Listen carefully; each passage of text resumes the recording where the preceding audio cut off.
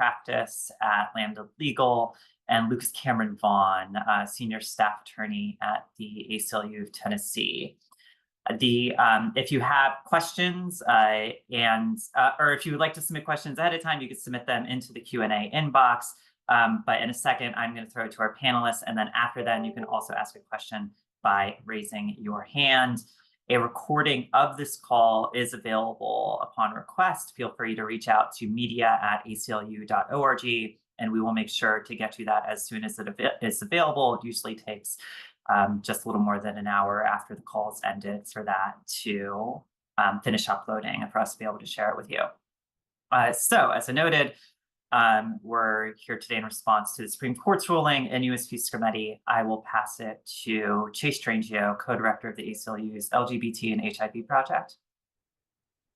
Hi, everyone, and thank you, Jillian. Thank you all for joining. I just want to start first by acknowledging the incredible young people and their parents and Dr. Lacey, who were plaintiffs in this case and really put themselves out there and on the line at a time of incredible vulnerability and pain. As a parent, there truly is nothing more scary than watching your child suffer and having the government come in and displace your best judgment about medical care for your child is unimaginable to me, and it was unimaginable to them. And they stepped up and tried to fight and did fight for a more just world, not just for their children, but for all children and all people who deserve protection under the Constitution. So today, as we wrestle with the court's opinion, I just want to acknowledge them and also the incredible legal team from ACLU and Lambda Legal, ACLU of Tennessee, and Aiken Gump, who worked from March of 2023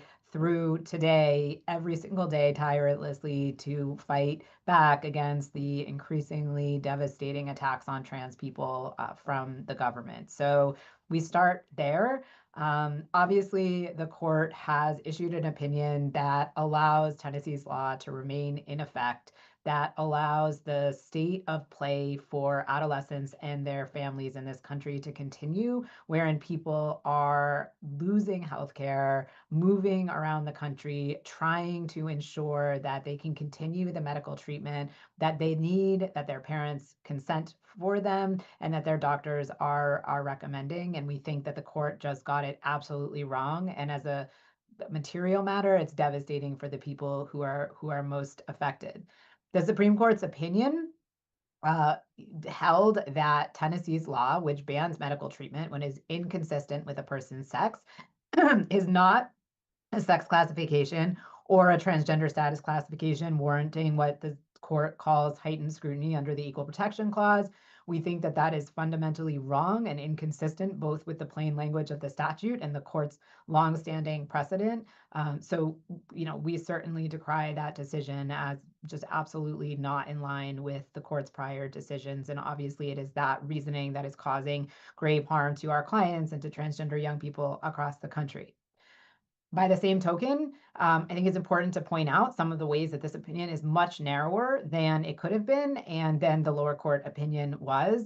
I want to point out two things in particular, and I'm sure my colleagues will identify more. One is that unlike the lower court decision, this decision does not say whether or not Bostock applies outside the context of Title VII. The Sixth Circuit had gone out of its way to limit Bostock's reasoning to Title VII, which was inconsistent with the text of that opinion. The court here does not opine on whether it is a decision that applies outside the context of Title VII. So that's one significant way the decision is narrower than the lower court decision. The other way is that the court did not rule on whether or not transgender status independently warrants the type of heightened scrutiny that sex-based classifications also trigger. So that means lower court decisions, for example, in the Ninth and the Fourth Circuit that have already recognized that transgender status triggers this type of heightened scrutiny will remain good law, and that government discrimination targeting transgender people, either through facial classifications or invidious discrimination, are both contexts in which which the court has today explicitly left open for heightened scrutiny by the courts. And so these are ways in which we have thankfully narrowed some of the egregious aspects of the lower court opinion. But of course, the most immediate effect is on our clients and other young transgender people in Tennessee and across the country who need medical care that the government has stepped in to ban.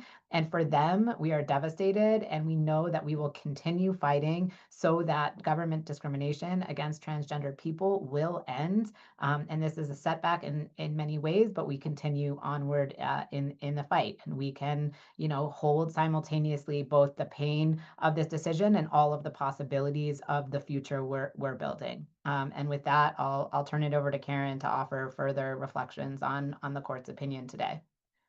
Thanks so much, Chase.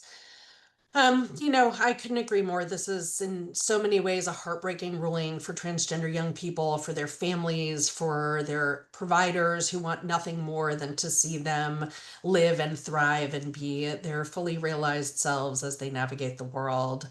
And with the court allowing Tennessee's ban to remain in place, there's no question that it makes it harder for them to escape the danger and the trauma of being denied that ability to seek the health care that they need. But I couldn't agree more with Chase that it's very important to note the specifics of the court's ruling, which is really limited to laws that bar medical treatments for minors, where there's no evidence that the law was based on animus, where there's no argument that the bans are just a proxy for discrimination against transgender people. While, we may not agree with the way the court characterized the arguments that we made and the record that was before it, while it's hard to stomach the characterization of Tennessee's law as not engaging in sex discrimination on its face, when it bans medical treatments for adolescents assigned one sex at birth while permitting the same exact treatment for adolescents assigned a different sex at birth. I think it is really important to, again, reiterate that the Supreme Court did not endorse the entirety of the lower court's ruling. It did not mandate or even green light other bans on gender affirming medical care, even for young people, or other forms of discrimination. It really is about how it viewed Tennessee's ban in this specific way, and left us plenty of tools to fight other bans on healthcare and other discriminatory actions that target transgender people, including other equal protection arguments about transgender status discrimination, about the animus-based targeting of trans people that is so rampant, both from the federal government and states across the country, arguments that are rooted in sex discrimination statutes, and parental rights arguments, which the court declines to even take up or address in any way here. So today hits hard, and we are holding our trans loved ones and our community members close. And tomorrow we continue to fight back against these craven political attacks that really deny trans people safety and dignity. And so with that, I will turn it to Lucas. Hi everyone. I thank you for being here, and I just want to reaffirm what Chase and Karen have said already. Here in Tennessee, trans youth and their families are disappointed that I've already spoken with about the ruling, that the Supreme Court has not protected their families' rights to health care. But they are more resolved than ever to continue to stand up for their young people and their families, to ensure they're able to live happy, healthy, and successful lives. We couldn't agree more that the court got this completely wrong, that it is clearly a sex-based classification and transgender-based classification on the face of the law. But the fact that it's a narrow ruling, it means that we will continue to fight and stand with trans people and their families in Tennessee, with all the tools at our disposal, to continue to stand against the assault from the government of Tennessee on trans people. Thank you, Lucas, Karen, and Chase. With that, we will take your questions. You can ask questions by either raising your hand, your virtual hand, and I will select you and you will come off mute. to ask your question to the panel, or you may type it directly into the Q&A option at the bottom of your Zoom screen. First up in the queue, I see Orion Rumler from the 19th. Thanks so much, y'all, for doing this. Chase, I saw on Instagram you said in response to this ruling that the court left open many avenues for your teams or LGBTQ rights lawyers more broadly to keep fighting. What are those avenues that y'all are considering at this time, which is pretty early after the ruling, but wanted to know more about that. Thank you. Yeah, so I guess it depends on the context, but because of the ways in which the opinion is much narrower than the lower court opinions, I would say first with respect to ongoing litigation by LGBT groups against the Trump administration, every single one of those cases has both an independent basis outside of equal protection to continue. And then also the court was very clear that it was addressing this particular type of classification in the context of minors. And so the other contexts in which we're litigating, even under the Equal Protection Clause, I think remain open to arguments under heightened scrutiny. So that's one aspect doctrinally that will remain open. There's also the trans status arguments. There are other types of government discrimination against transgender people where we have and will continue to advance arguments that they discriminate on their face or by their intent against transgender people, warranting heightened scrutiny, both because they are based on animus, which the court clearly inexplicitly left open as an avenue for arguing under the Equal Protection Clause, and then also arguing that transgender status is a quasi-suspect classification. So all of that will, of course, continue. And then the litigation that we have ongoing in state court will also continue unaffected by the ruling here, because a lot of those cases are based on independent state constitutional theories. I don't know, Karen, Lucas, if you want to add to that. And then I guess the other thing to say is several of the cases below also continue to have the parental rights claims that were not resolved. I know Karen was betting. I saw Karen's face and I knew that I forgot that, obviously the court didn't even take up that question. And that question is before not only the circuit courts, but some of the district courts. And so, we continue to litigate under every theory that we have. I think the other thing that I was going to add, both sort of specifically to these constitutional theories, but also sort of to the other tools in our tool belt, is that, this decision is rooted in how the court saw the record below, right? Like this is very specific in terms of what the record showed, around the status of the healthcare and whether there was animus present and whether, there were other things that would suggest that a law is about something more than just pure discrimination. And frankly, different records show different things, particularly on that front. I think particularly around some of the executive branch action that we're seeing at the federal level, courts in lots of contexts have already found that some of those actions are just plainly rooted in animus in ways that really distinguish what's happening here. The other thing that I'd mention, of course, is that there are also statutory theories that might apply in different contexts related to healthcare. And by not sort of cabining Bostock to the employment context, as Tennessee had argued, and that the lower court essentially found, those paths are still really viable for recognizing the denials of healthcare to trans people are still statutory forms of sex discrimination.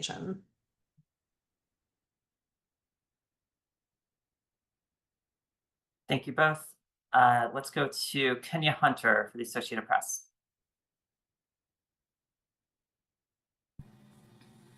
Hi, thanks so much for taking the time. I'm wondering how many of these challenges are rooted in state constitutions. I know that we've named a few, like Montana and Arkansas, but I wonder just how many of these, because I hear you all saying that this really only applies in Tennessee. So I'm just curious to know like how many challenges are actually rooted in state constitutions with these bans.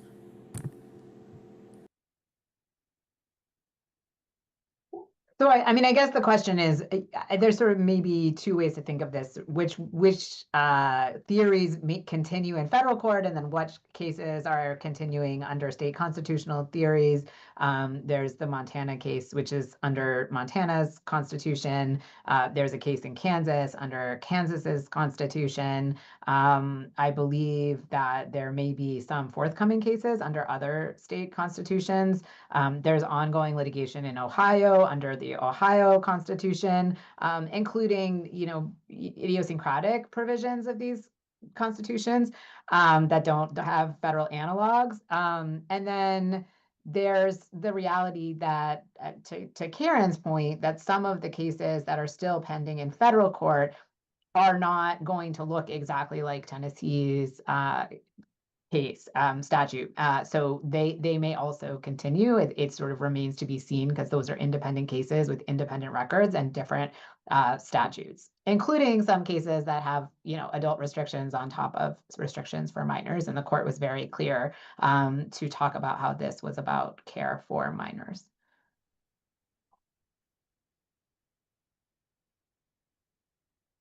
Thank you. I appreciate that. And then I'm also curious to know, when it comes to adult versus children. I mean, I think I'm wondering, just how do you all see this impacting? I know this is about children, but how do you all see this impacting just gender affirming care in the future for all people, adults and children? I mean, I would start where Chase just left off, which is that this decision is very clear around the age factor being very central to this opinion. The failure to sort of recognize the sex discrimination inherent on the face of this law is concerning. There's no question about that. But I think the court here went out of its way to really confine what it was doing here to a restriction on care for minors. And, again, there's that additional piece of what is this law actually trying to accomplish? And when it is the targeting of trans people for disfavored governmental treatment, and for adults in particular, that's a very different set of justifications that the state's going to have to come up with. So, I don't think that this precludes challenges that will be incredibly successful to any actions against adults trying to access gender affirming medical care. And related to that, and I think this goes to Arvin's questions in the chat. I mean, obviously, to Karen's point, that it is wrong and concerning that they look at Tennessee statute and say that's not a sex-based classification. It was concerning when in Dobbs they held that the equal protection part of Godoldig was in essence reaffirmed. So there's all sorts of ways that I think we are concerned about the context of medical care when it comes to the court's analysis. And at the same time, the reasoning here is very much tied to the record in the case and how they're interpreting that to make a determination that the classification is based on medical purpose and age. And so that, if you take, for example, something like the president's executive order with respect to medical care, that does not even that, which is for minors, does not talk about the underlying concerns about the medical care. It talks about gender ideology. That would be considered differently from the record that was before the court in this case. Additionally, when a government policy might single out transgender people on its face of all ages, then it's no longer an age classification, and that would impact the court's analysis under the ways in which they made clear to cabin the reasoning here to both the age and medical purpose factor that were very much grounded in the way in which Tennessee's statutory findings, legislative findings, and language was put forth in this context. Now, we think that was wrong. We disagree, but I don't think it should be interpreted to mean that the court is foreclosing future challenges to broader attacks on trans people's healthcare. That said, we're in a moment in this country where transgender people are under attack in lawless ways, in violation of state law, in other ways, and we know that is going to continue. And so we are remaining vigilant and ready to fight back with every tool that we have. Thank you so much. I appreciate your time. Thank you, Kenya. And Erin, your question is very much along those lines in the chat. If that doesn't answer it, feel free to ask a clarifying question or follow up. Christopher Kane from the Washington Blade. Hi, thanks so much for doing this and for taking my question as well. Wondering, either in the opinions that were issued today or in the course of oral argument, I wonder if there was discussion among the justices of the harms that can result from interrupting care for minors who are currently being treated for gender dysphoria. Well, so it was certainly part of our extensive briefing, and we tried to introduce it at argument. I think one of the frustrating things about the type of deference that this court found would apply here is that they don't really look at the underlying evidence, and so they can just sort of defer broadly and uncritically to state legislatures or legislatures more generally. And so that did not figure in the majority opinions in the ways that we all wished that it would have. Certainly the dissents did address that, and we know how devastating it is for people to lose access to medically necessary care, to lose access to this healthcare. And when the first of these bans passed in Arkansas in 2021, for all of us who have done this work for our entire lives, it was an unimaginable escalation to think of people losing this care so suddenly and so aggressively. And yet that's where we find ourselves today. And the court was very insistent, I think, on not addressing that. And I would just lift up, Justice Sotomayor's dissent in as much as her questioning of Tennessee's attorneys during argument, right, was a recognition of the real harms to our actual clients. And her dissent really talks about what it meant before our clients had access to the gender affirming medical care that they needed, and the real harm of that now being unavailable to them. So, there was definitely some recognition during the discussion, during argument, of what this really means for trans young people. And, it was clearly not part of the calculus that the majority was willing to really consider.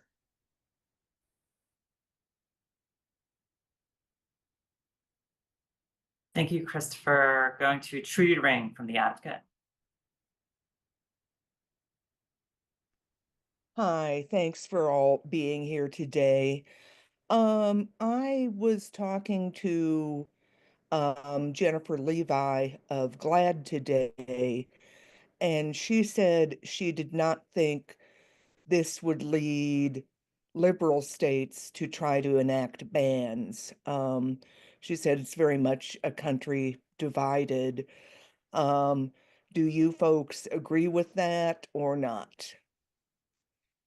I'll say I agree with it. Like I said earlier, there is nothing in this opinion that is a mandate. There's nothing in this opinion that is a green light for others to join the bandwagon here of discriminating against trans young people. So I think we've seen through briefing, through policies enacted, there are plenty of states who recognize the medical necessity of this care and continue to make it lawful and available. Yeah, I completely agree. Okay.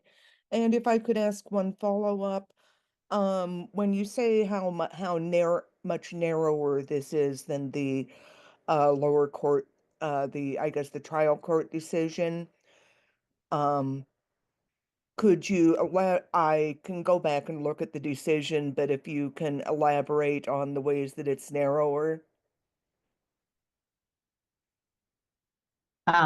Yeah, so I think that so one way it's narrower is that it does not limit Bostock to Title VII, whereas the lower court's decision did. That's especially relevant in the healthcare context, as Karen pointed out, because there are other statutory protections.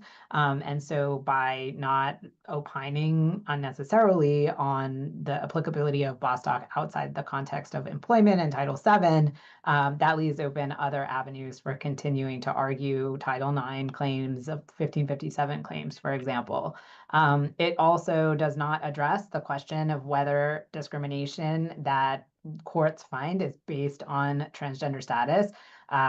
It is a quasi-suspect classification. So in contexts where a law says and a court believes the law says that transgender people can't do something because they are transgender, the court left open the possibility that that would trigger heightened scrutiny, both because transgender status is a quasi-suspect classification, as the Fourth and Ninth Circuits have already held, or because it is based on invidious discrimination. So there's those avenues for arguing against government discrimination remain open. And I think those are pretty significant differences from the Sixth Circuit's opinion, which had foreclosed both things.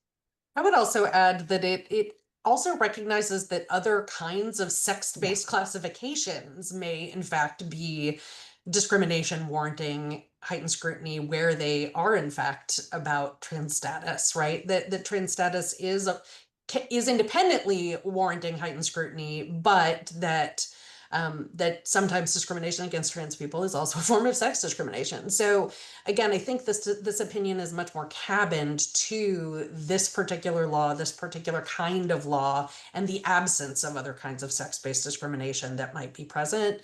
So, it really, the Sixth Circuit was like, there is no sex-based discrimination of any kind here under any theory whatsoever. And I think what the Supreme Court issued here is narrower than that. Okay, thank you. And Jillian, I would like to receive the recording, but I can send you an email on that too. Yes, please send an email because we'll need to. That will stick in my memory better than Okay, a verbal I'm reminder. But I sure. hear you. Evan Malins from the Tennessean. Hi. I think there are obviously a lot of young people in Tennessee and in other states who were hoping for a different ruling. What is available to people who were seeking gender affirming care, young people who were seeking gender affirming care, um, in states with a ban? Like, what would you say to them in terms of getting help or other resources that are available? Does that make sense? Yeah, so this is Lucas. I would say that unfortunately in Tennessee, this law forecloses a lot of the medical care that would be available to them. So luckily, our clients and a lot of trans youth in Tennessee have supportive families and have the privilege and ability to be able to take time off work and school to be able to go out of state to obtain medical care. But so many other young people do not, or do not have families that support them to try to assist them in getting that care from out of state. But the law in Tennessee forecloses a lot of medical care. It does not say that young people cannot receive go to counseling or psychologists, which unfortunately is not in many cases not enough medical support to really um, uh, help these young people with their gender dysphoria. And the legislature in Tennessee seemed to indicate during a lot of the hearings and testimony on the bill before it was passed into law that they believe that perhaps psychological counseling in the form of trying to get transgender young people to accept the sex they were identified as birth rather than to continue on a path into accepting themselves as transgender and affirming their gender identity was what the state of Tennessee would really like to see. So they left open that avenue, and unfortunately, I think could be used for a lot of really harmful kind of psychological interventions. But otherwise, they do not have access to any kind of medical treatment that could support them in their gender affirming care. Thanks, Lucas. What I would add is, I think as in so many instances, the barriers to accessing care are higher for the folks who have the least resources. And I think we need to recognize that young people who are in state custody in some way, shape, or form, who are in juvenile justice settings, who are in the child welfare system, folks who are getting their healthcare through Medicaid, who have the least sort of financial resources, are the folks for whom the barriers to accessing care are the highest.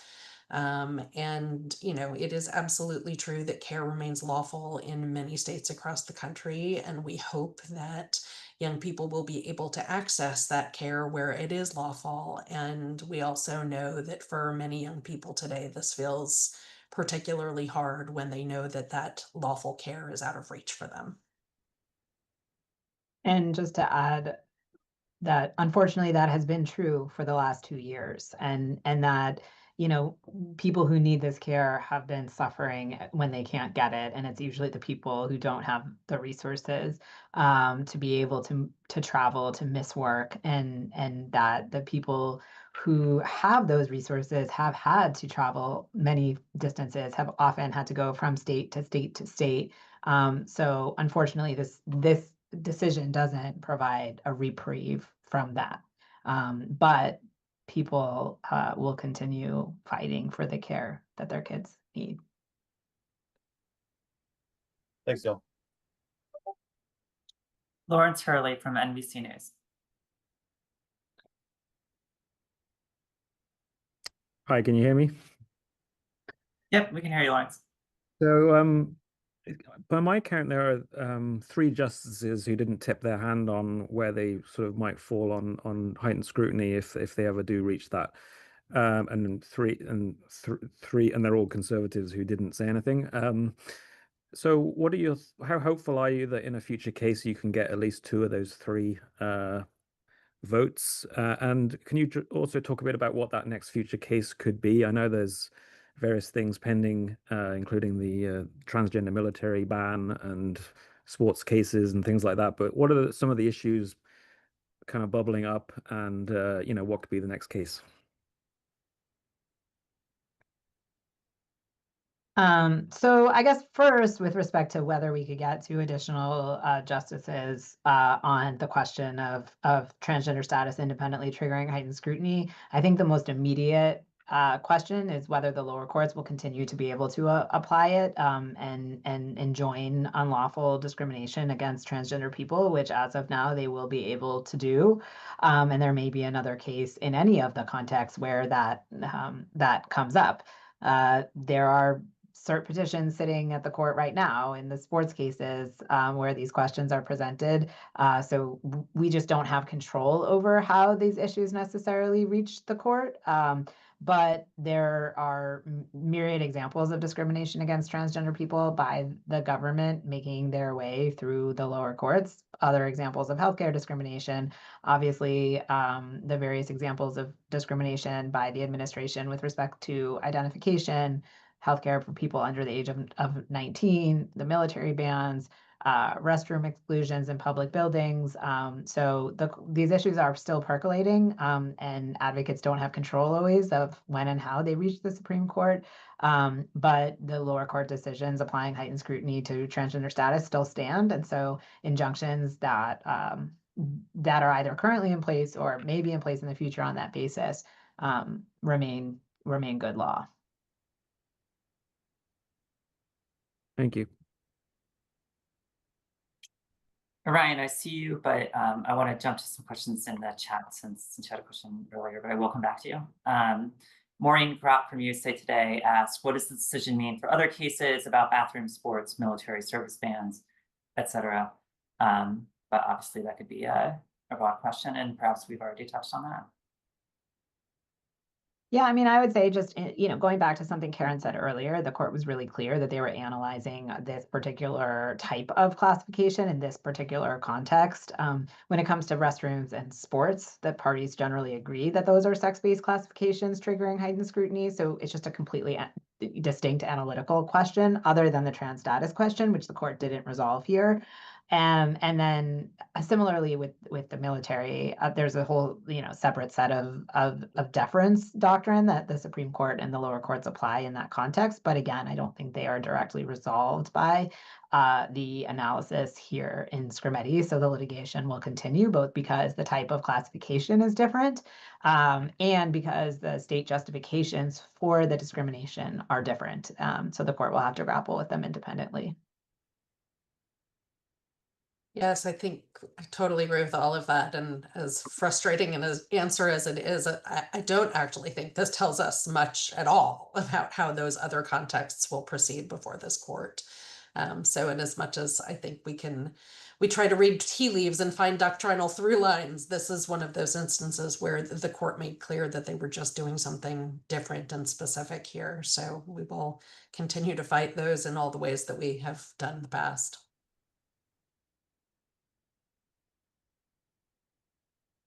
Daniel Smith, and I'm looking to Lucas for this question. Moving forward, what happens now with families? Will they stay in Tennessee or move to another state that has gender affirming care for minors? Lucas, I know you said you've already spoken with some families, perhaps some of our plaintiffs, but just generally, what are you hearing from families in Tennessee? Yeah, sure. Generally, families in Tennessee, many of them are discussing potentially moving out of the state or moving out of the country, just based on what's been happening in Tennessee as well as, throughout the United States, with a lot of the executive orders that are aimed at trans people. Many families in Tennessee are able to go out of state to obtain care, like I had mentioned before. But unfortunately, many do not have the resource to do that, because they have to take off many times days of work and days of school, which then not only on paying for the cost of care, they are then, taking days off work that they potentially do not get reimbursed for, and then having to pay for plane tickets or gasoline, hundreds of miles out of state, and potentially having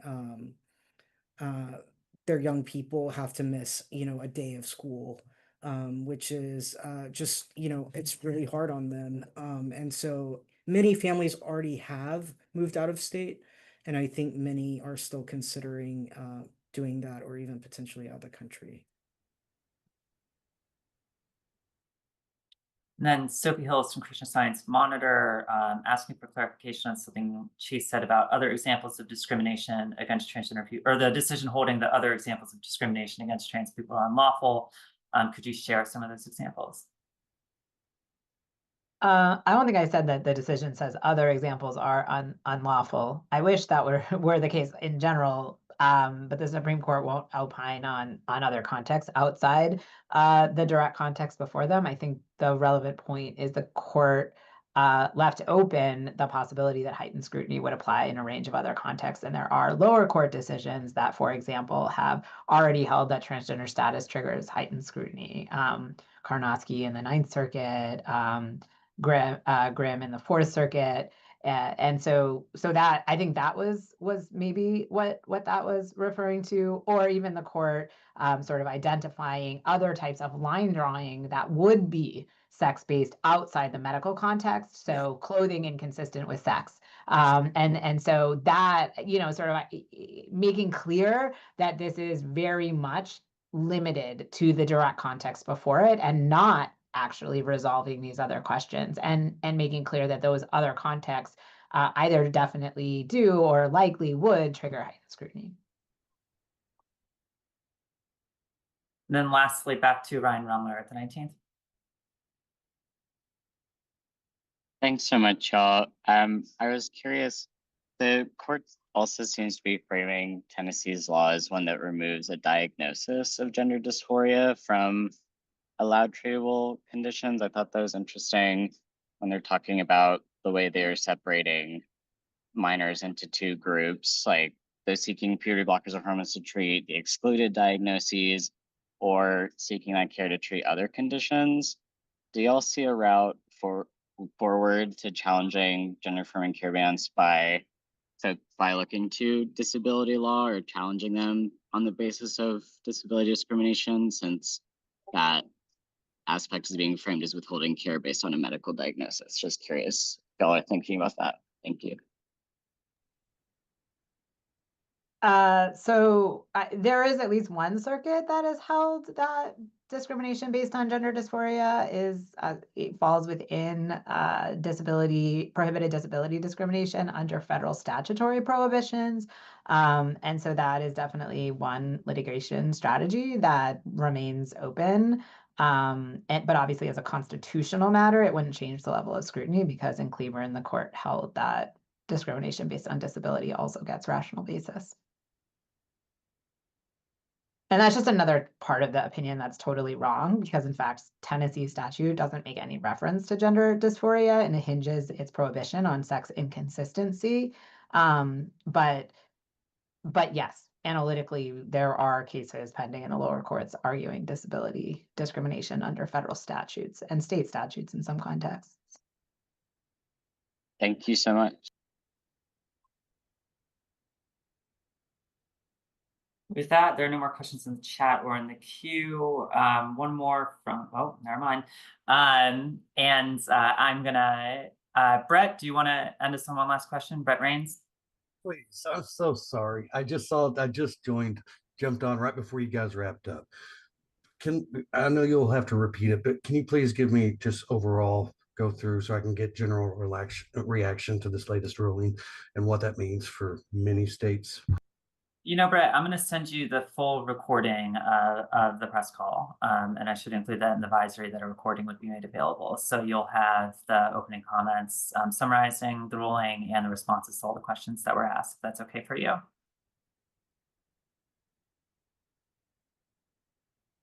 All right, so with that, thank you all so much for making the time today. And thank you to Chase, Karen, and Lucas, our friends at Lambda Legal and the ACLU of Tennessee. As I noted, a recording will be made available. Feel free to reach out to us if you have any further questions about this ruling or any of our other advocacy work. You can contact us at media@aclu.org or Lambda Legal at media@lambdalegal.org. And thank you all so much and enjoy the rest of your day.